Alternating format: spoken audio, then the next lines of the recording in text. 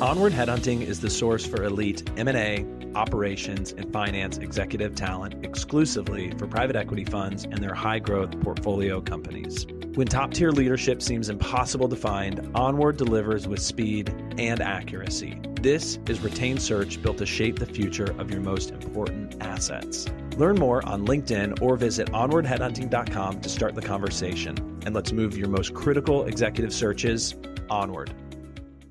This is Scott Becker with the Becker Business Podcast and the Becker Private Equity Podcast. We're thrilled today to be joined by a brilliant entrepreneur and leader. We're joined today by Travis Guerra, and Travis is the founder of a talent and recruitment firm called ONWARD. He's going to talk today about ONWARD. He's also going to talk to us about the trends he's watching in staffing and business and a lot more. Travis, we're so thrilled to have you with us today. Can you introduce yourself and tell us a little bit about ONWARD? Yeah, Scott, thanks for having me.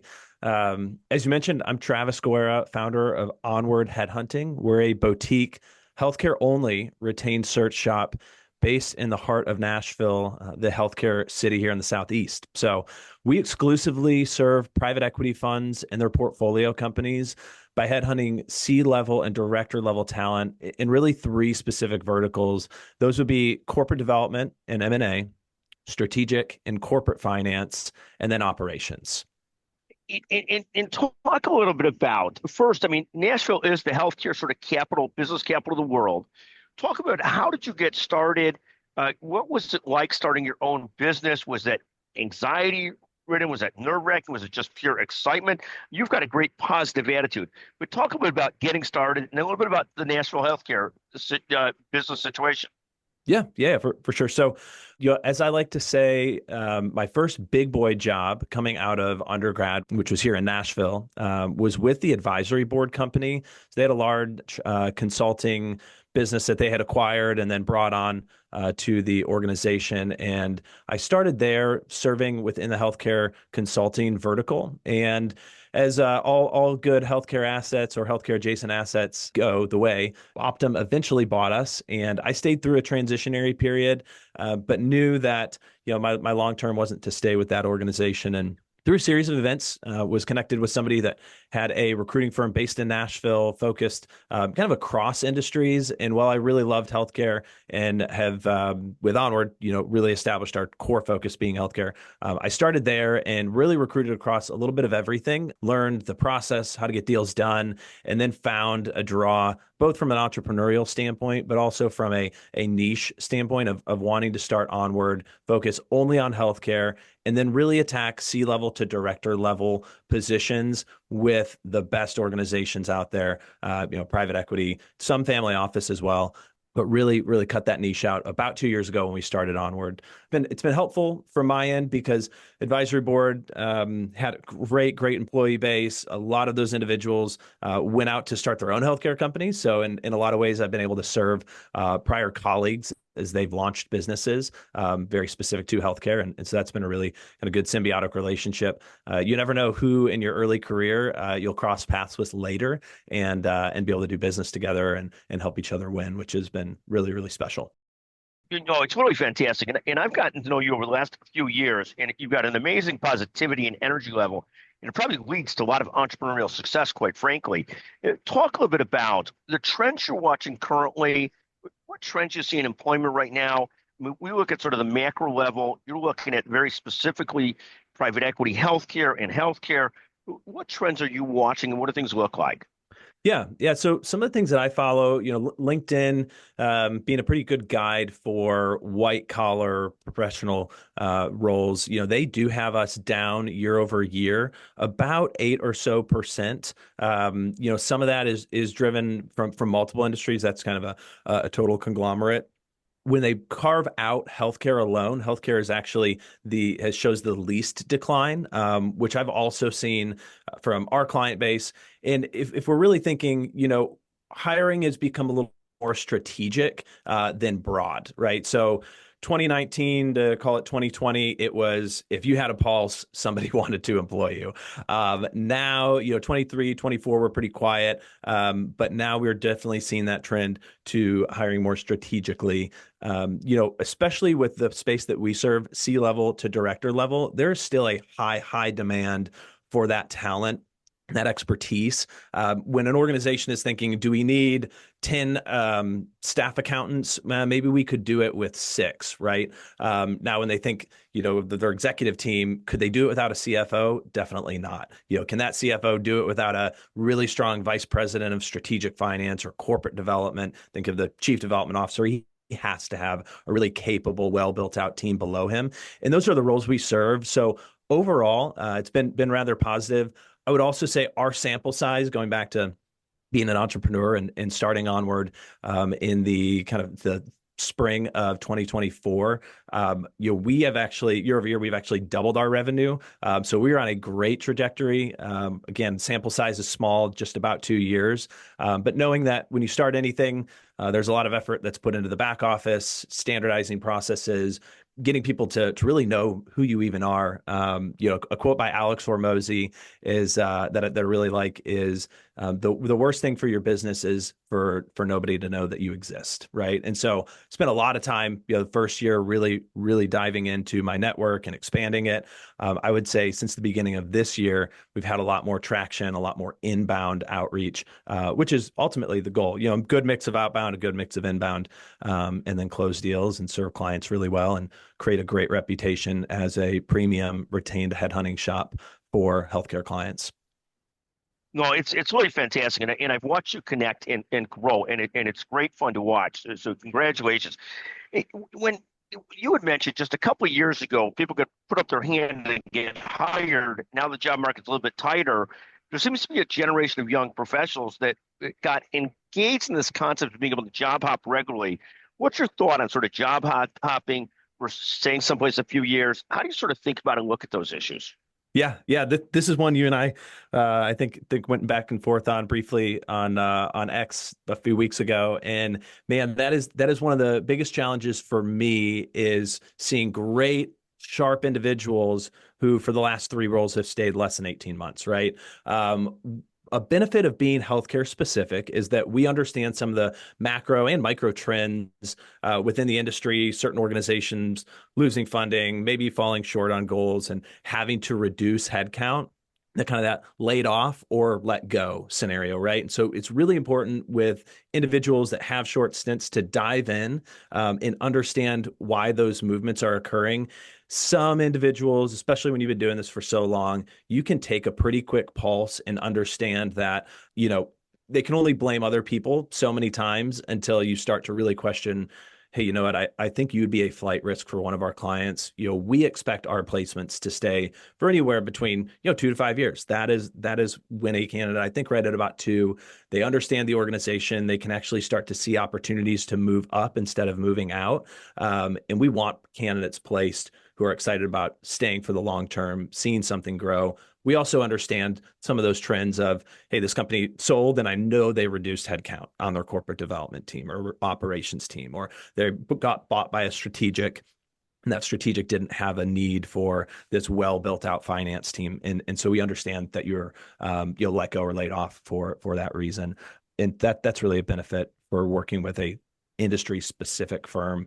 To those individuals though, I have no problem. I'm a Chicago born and raised kid, West suburbs guy. So sometimes I lack a little bit of a filter and I'll kind of tell you how it is. And a lot of those candidates that do trust Onward for really good feedback on their search, I have no problem telling somebody, hey man, or ma'am, you've taken, the last 3 roles at less than 18 months total. You really need to stay where you land next, or you're not going to be able to be represented by somebody like myself or somebody at Onward to one of our clients because you look like a flight risk. How can we strategize with you to find the right role where you are going to stay for a while and really add value to an organization? You're 100%. And Travis, talk for a second about as you look at the next half or the last half of this year and going into 2026. Yeah. What are you most excited about when you look at the sort of this next year? Starting next year, what are you most excited on? What are the big goals?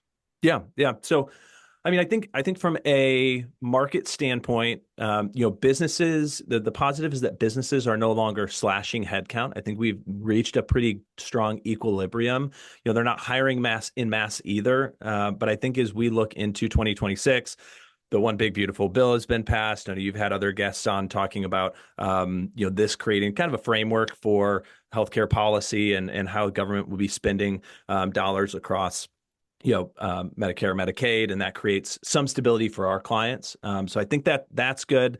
We also have a lot of assets for clients of ours that are a little bit long in the tooth. And I know there's a lot of folks trying to get across the finish line on a recap or sale to a strategic before the end of this year, and then get that capital back either to investors or back to the fund itself, and be able to see deals rebound a little bit in 2026. So I'm excited about that. I think 2026 is going to be a great year. We have less ambiguity around what last year looked like, an election, high interest rates, et cetera. So I think that's going to be great. For Onward, we're looking to bring on another full-time individual here in Nashville or across the Southeast, which we're really excited about. We currently have myself here in Nashville. We have a recruiter based in Florida, and then we utilize some really, really great offshore recruiting specific virtual assistants that do everything from sourcing, lead list development, automations, and that's been really, really great use of our time and capital to build that team out. So we're excited again as we step into year three. I think the only limiting factor is how many conferences we can get to and how many deals we can get closed, and satisfied clients are on the other end of some of these C level placements. That's phenomenal. And what advice would you give to both? I'll start with emerging leaders. What advice would you give to other emerging leaders or to founders, Travis? How do you think about that? What advice would you give to people? Yeah, when it comes to founders, I have a lot to say. I think no one told me this blatantly, and maybe they did, but I was oblivious because I was working for someone else at another time. But yourself as founders as well, I'm sure you'd echo this. But it's going to be longer, it's going to be harder, and you're going to make less money than you anticipate. With rose-colored glasses, before you incorporate the business, you've got high expectations, and it's challenging, but very, very much so worth it. I think for emerging leaders, it's stay the course, find an organization, find a leader who you can learn from, and find a leader who's known for pulling people up, not pushing people out. I see some really, really great talent follow some fantastic executive leaders across their career, and have had opportunities opened up that they would never have seen before had they not stayed the course, stayed through the crappy days. I'm a really big proponent of strong tenure, to our conversation earlier about early career folks staying 18, maybe 24 months at each stop, but continually moving roles. Man, there's something to be said about staying power and working through the tough days, finding ways to add value. If you feel stagnant, what are you doing? You ask yourself, what are you doing to raise your hand? Who in the leadership team knows that you feel stagnant? Because oftentimes those individuals, if they're made aware, and you're a great employee and somebody that they want to continue to develop, they'll give you those opportunities. You don't need to go externally to look for them. But if you're going to go external to look for them, reach out to Onward. Yeah, but I think the first step in any job search should often be working with your existing company to figure out if there's opportunities and so forth. We've already built up credibility. We already know people and stuff like that. I think that's a great piece of advice that's often ignored by so many young and emerging professionals that don't understand that. Travis, I'm going to ask, you've had this brilliant both career and then founded your own business. Any additional advice that you would give to founders? You started with some of that it'll take a little bit longer than you expect and all those kinds of things. Anything else you have specifically for founders? Yeah, I think the best advice for founders is to find people that have gone before you, whether they're in your industry and they've had outsized success. You will never find somebody who's further along than you that's not willing to, they may be busy and it may be hard to get on their calendar, but if they know that you're grinding and you're trying to make something within a specific industry that you're in, I've never been told no by someone who I've asked, hey, could I grab 15 or 20 minutes of your time? I'm building in this space. I know you've had incredible success in your career. Would you mind if I took you out for lunch or took you out for a coffee? And they may say, hey, get with my executive assistant. It's going to be a couple weeks or a couple months. But looking for individuals who really believe in pulling people up, in individuals who, are generous with their time. I think there's nothing better from a character trait than generosity, whether that's, dollars or time. And the best leaders are going to make time to help develop more junior level individuals and founders in themselves. No, I think that's right on. And I think people don't often understand that most entrepreneurs or builders are so thrilled to talk to somebody about what they've done and what they're doing or have done, and to have those discussions, particularly if, as you say, you make it easy for them. I always advise my adult children, tell somebody, hey, can I get 10 minutes of your time on the phone?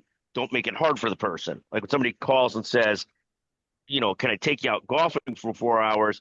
Like, of course you can't, because who's got 4 hours to spare? But if you want to spend 10 minutes, we'd love to. And then you develop a relationship from there, but you make it yesable, make it easy to do. But people largely want to do it. Travis, where can people find out more about Onward and about you? Yeah. So best place to find me is on LinkedIn. I'm pretty active on the platform. So Travis Guerra, Guerra. You can follow our Onward Headhunting account there on LinkedIn, and then also our website. So onwardheadhunting.com. And that's a great way to start the conversation and engage with us and see how we can help your growing platform companies, or even at the fund level, strategic hires you need. Travis Guerra, thank you so much for joining us. It's remarkable for me to visit founders and leaders with founders and leaders like yourself. Just so simply fantastic. Thank you for joining us on the Becker Business Podcast and the Becker Private Equity Podcast. Thank you very, very much. Of course, Scott, really appreciate it.